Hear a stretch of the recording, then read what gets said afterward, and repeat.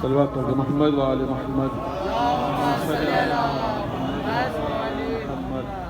بہرحال عزاداری ہر حال میں برپا کی جائے گی، بس فرق یہ ہوگا کہ انداز بدلا ہوا ہوگا، طریقے مختلف ہوں گے۔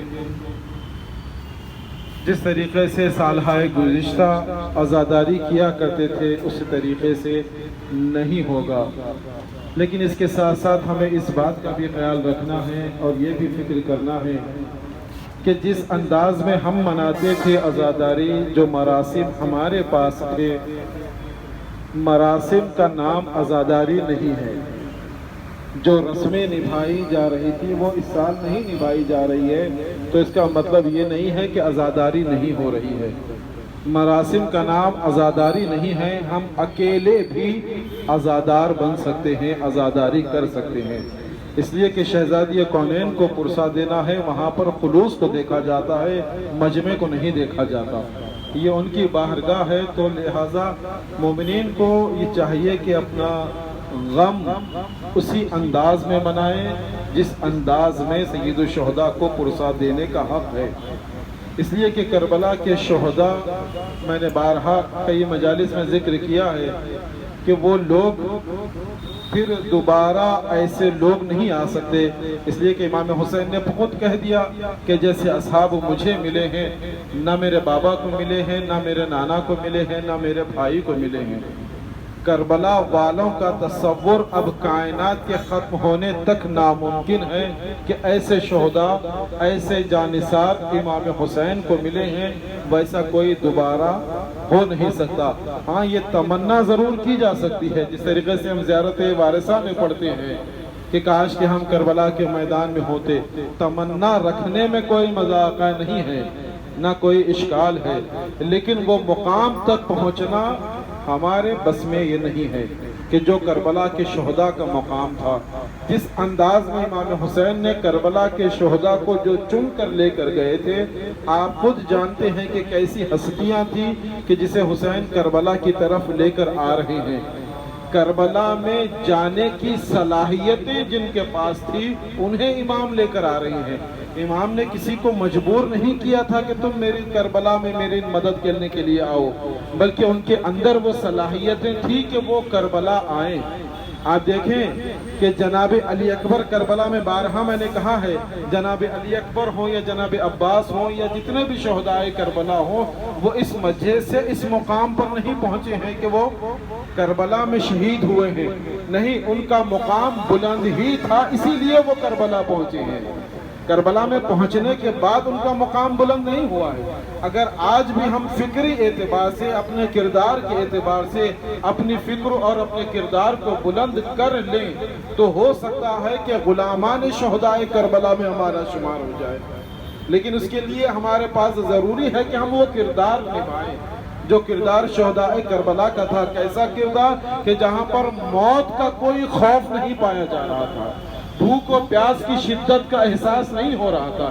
3 دن کی بھوک و پیاس کوئی معمولی مرحلہ نہیں ہے۔ ماہ مبارک رمضان میں ہم نے روزے رکھے، اگر کسی دن گرمی زیادہ ہو جائے تو زبان پر شکوہ آتا ہے کہ آج تو پیاس نے ہمیں مار ہی ڈالا ہے، جبکہ اس بات کا یقین ہے کہ کچھ وقت گزرنے کے بعد یہ پیاس کی شدت باقی نہیں رہے گی، لیکن اس کے باوجود بھی زبان پر شکوہ ہے۔ لیکن اللہ ہرے کربلا کے شہداء کہ جہاں یہ یقین ہے کہ ہمیں پانی ملنے والا نہیں ہے، ہماری جان اسی عالم میں گزر جائے گی، لیکن کوئی جھوٹی روایت بھی یہ نہیں بتاتی، بڑے تو بڑے بچے نے بھی یہ کہا ہو کہ ماں ہم سے اب پیاس برداشت نہیں ہو رہی ہے، ہم جا رہے ہیں یزید کی بیعت کرنے کے لیے۔ کوئی جھوٹی تاریخ بھی یہ نہیں بتاتی۔ ایسے اصحاب کو حسین نے کربلا طلب کیا تھا، ایسے لوگوں کو حسین کربلا کی طرف لے کر جا رہے ہیں۔ آپ جانتے ہیں کہ امام حسین نے 12 علم تیار کروائے تھے، کربلا کے میدان میں 12 علم موجود تھے، امام نے 11 علم تقسیم کر دیے، ایک علم کو اپنے پاس رکھ لیا۔ کیوں رکھا؟ اس لیے کہ اس کا حقدار آنے والا ہے. امام نے خط لکھ کر بلایا ہے، میرا حبیب آنے والا ہے. لوگوں نے آ کر کہا کہ مولا یہ ایک علم بچا ہوا ہے، آپ ہمیں دے دیں. تو امام نے یہی کہا کہ تم خیر پر تو ہو، تم اس لائق تو ہو، لیکن یہ علم تمہارے لیے نہیں ہے، ایک ہے جسے میں نے کوفے سے طلب کیا ہے. امام نے ایسے ایسے کردار کو کربلا کے میدان میں بلایا.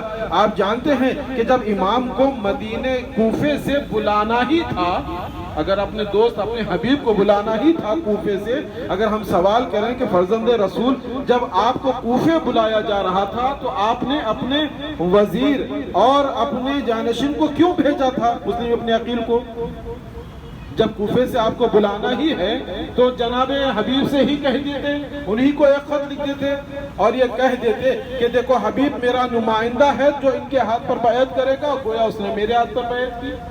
لیکن امام نے سفر کے آغاز میں حبیب کو نہیں بلایا بلکہ جناب مسلم کو کوفے کی طرف بھیج رہے ہیں. بھائی سوال ہو سکتا ہے کہ فرزند رسول جب آپ کو کوفے سے ہی کسی کو مدد کے لیے بلانا تھا تو جناب مسلم کو اپنے ساتھ رکھ لیتے اور حبیب کو وہیں رہنے دیتے. لیکن اس کا پتہ تو اس وقت چلا کہ جب حبیب کا سر نوک نیزہ پر بلند ہو کر کوفے میں پہنچا ہے. لوگ باغی کا قافلہ کہہ رہے تھے کہ باغیوں کو کربلا کے میدان میں قتل کر دیا گیا، باغی کا قافلہ ہے جو قید کر کے لایا جا رہا ہے. جب حبیب کا سر کو لوگوں نے کوفے کے بازار میں نوک نیزہ پر دیکھا تو لوگ یہ سوچنے پر مجبور ہو گئے، ارے یہ سر ہے، یہ تو وہ ہے کہ جو ہمارے بچوں کو قرآن پڑھایا کرتا تھا، یہ تو وہ ہے جو ہمارے بچوں کو فقہ محمدیہ بتایا کرتا تھا. یہ باغی نہیں ہو سکتا ہے، یزید نے کچھ نہ کچھ ضرور کیا ہے. بس حسین یہی کارنامہ انجام دینا چاہتے تھے کہ لوگوں کی فکروں کو تبدیل کرنا چاہتے تھے. حسین جانتے تھے کہ حبیب کا سر جب کوفے کے بازار میں پہنچے گا اور ہمارے لیے باغی کہا جائے گا تو لوگ یہ سوچنے پر مجبور ہو جائیں گے کہ نہیں یہ باغیوں کا قافلہ نہیں ہو سکتا. کیوں؟ اس لیے کہ اس میں حبیب کا سر بھی موجود ہے جو ہمارے بچوں کو قرآن کی تعلیم دیتا. حسین نے کربلا کا پورا انتظام کیا ہے، صرف کربلا تک نہیں، روز قیامت تک کے لیے حسین نے کربلا کے میدان میں وہ کارنامے انجام دیے ہیں کہ اگر کوئی کسی وقت بھی اسلام پر نظر اٹھائے تو اسے کربلا جواب دیتی ہوئی نظر آئے گی. چاہے وہ کل کا یزید ہو، چاہے وہ آج کا یزید ہو، کسی دور میں بھی کوئی یزیدی فکر رکھنے والا اگر اسلام پر حرف اٹھائے گا تو کربلا اسے آواز دیتی ہوئی نظر آئے گی. جس طریقے سے قرآن قیامت تک کے لیے ہدایت کا چراغ ہے، اسی طریقے سے کربلا قیامت تک کے لیے ہدایت دیتی ہوئی نظر آئے گی. بس ضرورت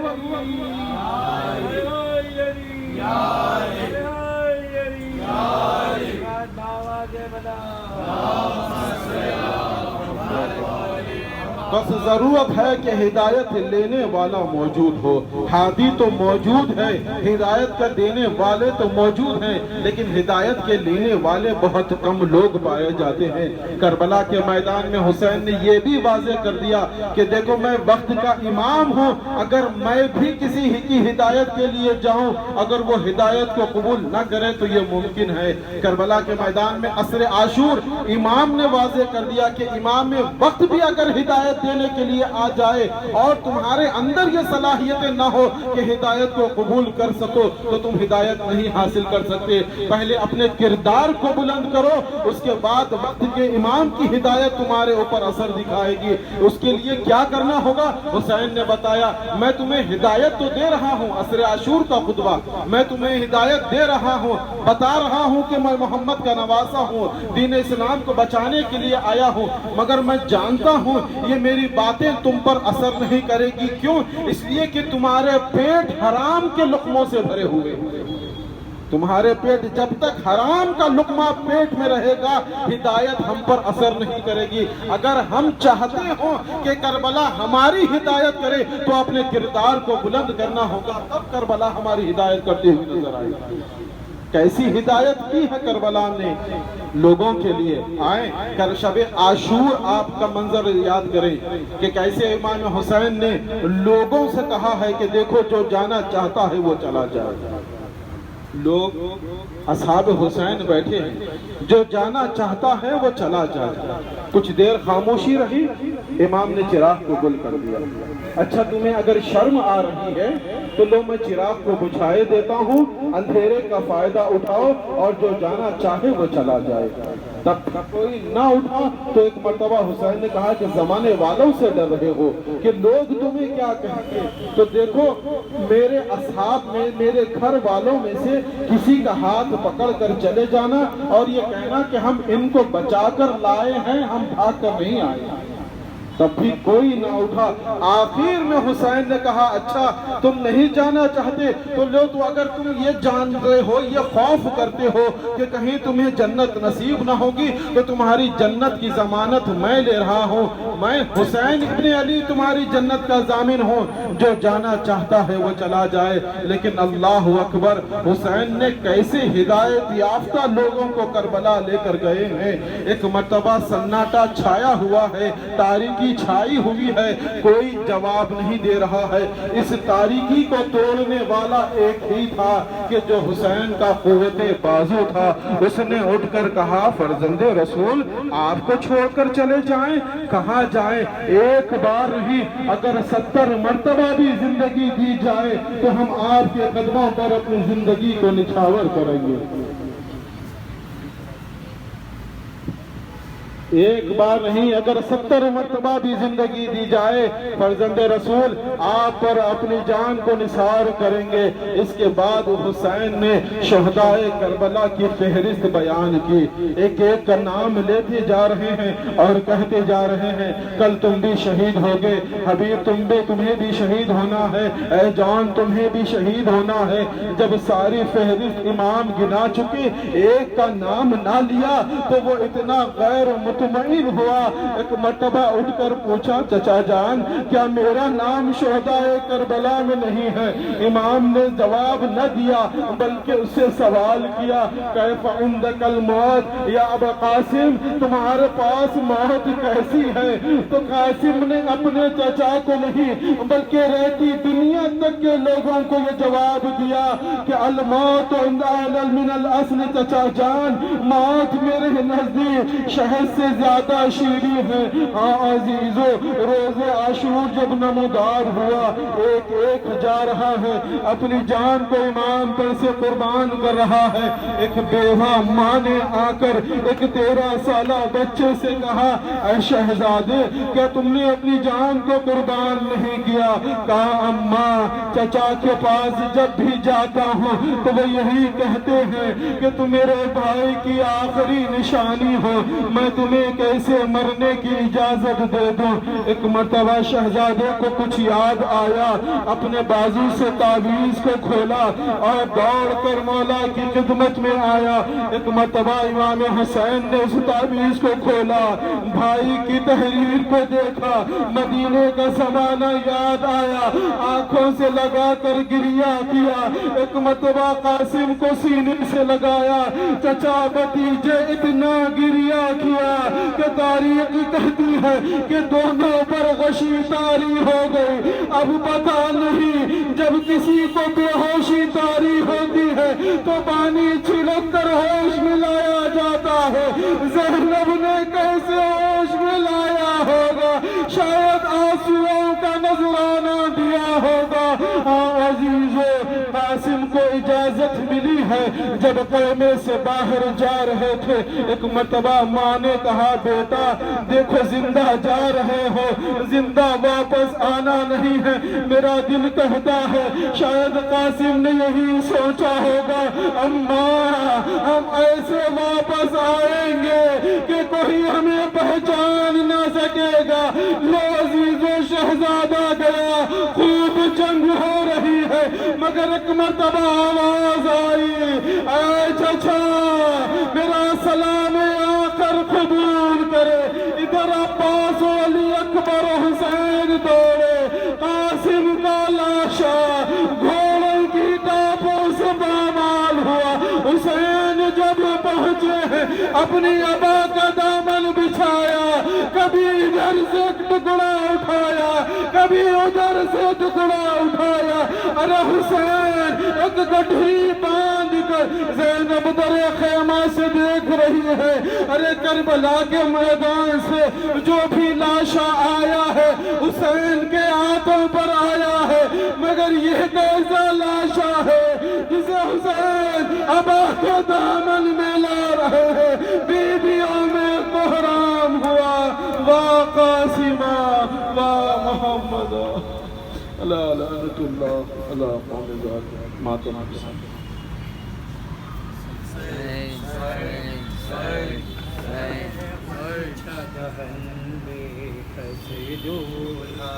ایسی میں بدل بے کس دولہا، اے غنچہ دہن بے کس دولہا، ایسی میں بدل بے کس دولہا، مجھے کے لیے آئی ہے تو مجھے کے لیے آئی ہے تو ناشاد دلہن بے کس دولہا، اے غنچہ دہن بے کس دولہا، ایسی میں بدن بے کس دولہا، دنیا سے نئی شادی ہے دونوں ہی طرف بربادی ہے، دنیا سے نئی شادی ہے دونوں ہی طرف بربادی ہے، شبیر کی بیٹی بے ود ہے، شبیر کی بیٹی بے ود ہے، شبیر کی بیٹی بے ود ہے، اور ابن حسن بے کس دولہا، اے گلچہ دہن بے کس دولہا، ایسی میں بدن بے کس دولہا، جاؤ شبیر کے پاس اٹھو، آتے ہیں مجھے بس باس اٹھو، جاؤ شبیر کے پاس اٹھو، آتے ہیں مجھے بس باس اٹھو، سب روتے ہیں تم کو کہہ کہہ کر، سب روتے ہیں تم کو کہہ کہہ کر، سب روتے ہیں تم کو کہہ کہہ کر، بے گور کفن بے کس دولہا، ہے گلچہ دہن بے کس دولہا، ایسی میں بدن بے کس دولہا، ہے خوف مجھے ناراض نہ ہو، مرضی ہے تمہاری کیا بولو، ہے خوف مجھے ناراض نہ ہو، مرضی ہے تمہاری کیا بولو، میں ہاتھ میں اب کنگے نہ رکھوں، میں ہاتھ میں اب کنگے نہ رکھوں، میں ہاتھ میں اب کنگے نہ رکھوں، یارا پرسن بے کس دولہا، اے گلچہ دہن بے کس دولہا، ایسی میں بدن بے کس دولہا، سب کہتے ہیں اب مجھ کو بیوہ، بتلاؤ مجھے یہ بات ہے کیا، سب کہتے ہیں اب مجھ کو بیوہ، بتلاؤ مجھے یہ بات ہے کیا، یہ لوگ مجھ کو کہتے تھے، یہ لوگ مجھ کو کہتے تھے، یہ لوگ مجھ کو کہتے تھے، کل شب کو دلہن بے کس دولہا، اے گلچہ دہن بے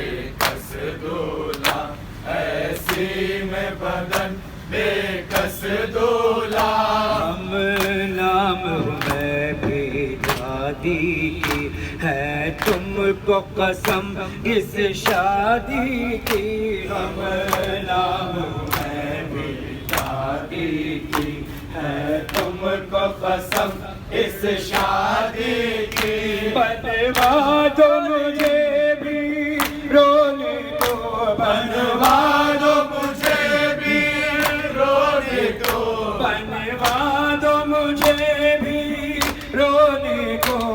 کہ بیت الحسن بے کس دولہا اے گل چمن بے کس دولہا اے سینے بدن بے کس دولہا مجھ کو تمہارے گھر چلنا لازم تھا تمہیں مل کر چلنا تھا مجھ کو تمہارے گھر چلنا لازم تھا تمہیں مل کر چلنا رستے ہی میں مجھ کو چھوڑ گئے رستے میں مجھ کو چھوڑ گئے رستے ہی میں مجھ کو چھوڑ گئے ہے دور وطن بے کس دولہا اے گل چمن بے کس دولہا اے سینے بدن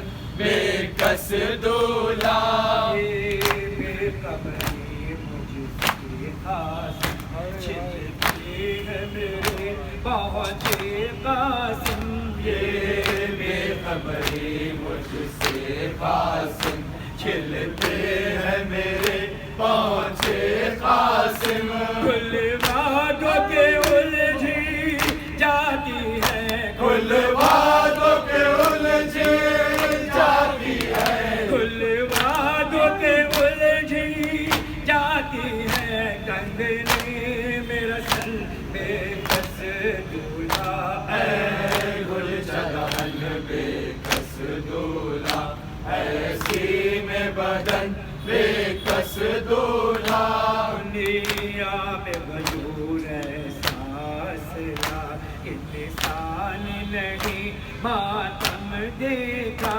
دنیا میں غیور احساس کا انسان نہیں ماتم دیکھا لاشیں بنے کے کہتی تھی لاشیں